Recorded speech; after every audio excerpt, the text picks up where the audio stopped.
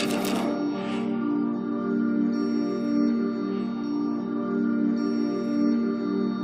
everyone! In this video, we'll cover the process of producing a DTF job using Digital Factory Direct-to-Film Edition. In this process, we'll cover verifying your settings, setting up your ink order, checking rasterization, performing a test print, and printing the job. Cadlink's Direct-to-Film Edition allows you to prepare your job, manage color, and automate your production with built-in tools. In this video, we are assuming you have your printer installed. If not, check out the video on how to install and set up your printer in Digital Factory Direct-to-Film Edition. If your printer has sat inactive for a period of time, it's suggested that you perform a nozzle check with your printer's utilities. This way you can rule out any hardware issues if you have problems when printing.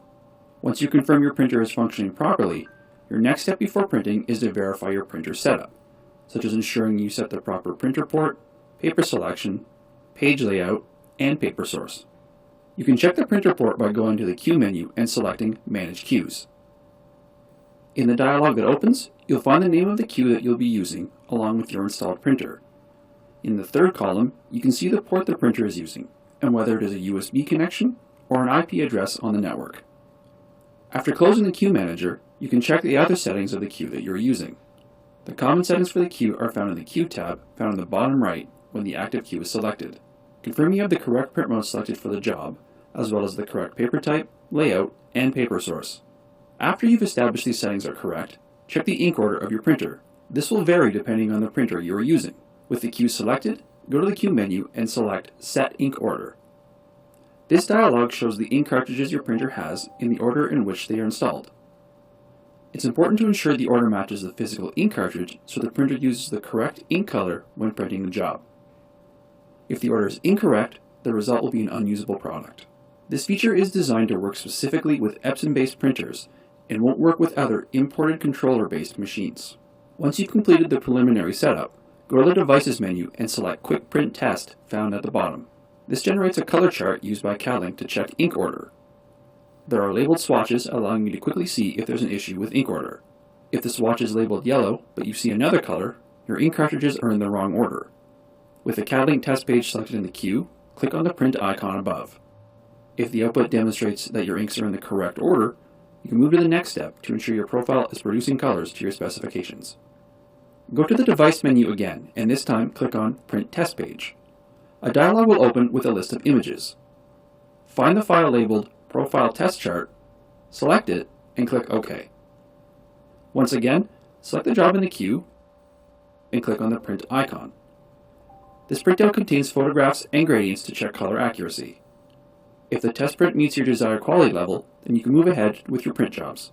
If there are issues with colors, there are a few places you can make quick adjustments without getting too deep into color management settings. With the job selected in the queue, look to the lower right. There are 3 tabs.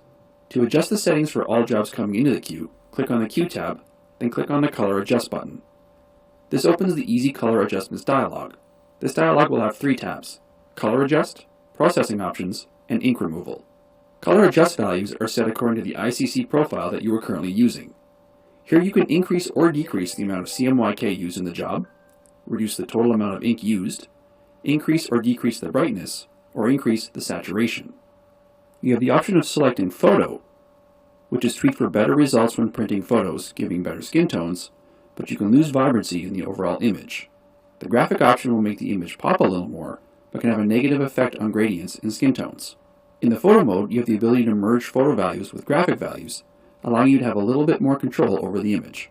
To learn more about the color adjustment settings, please watch our video, How to Make Simple Color Adjustments in Digital Factory. The Processing tab gives you control of a number of underbase options, such as max white ink, choke, and white under black values. These can be more closely explored through our 3 existing videos: How to print the right amount of white with the Set Maximum White Ink feature, Fix too much white ink showing by setting the white underbase choke from the rip, and Prevent fading and cracking on DTG and DTF with the white under black wizard. The last tab is ink removal when using rasterized images. Here you can set the hole size, including in areas of partial transparency. Ink limiting can also be controlled in the queue properties.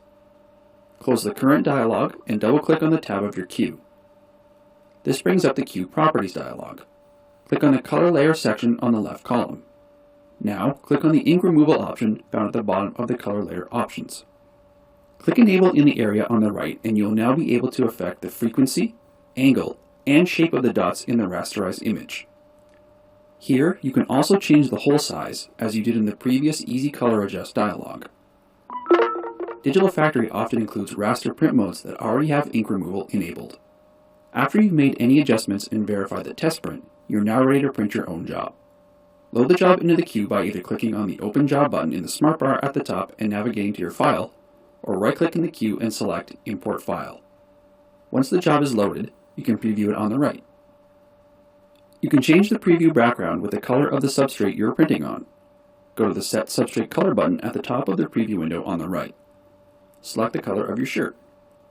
I'm printing this job onto a black shirt, so I'll change the substrate color to black. This will give me a better idea of how the design will look on the black shirt.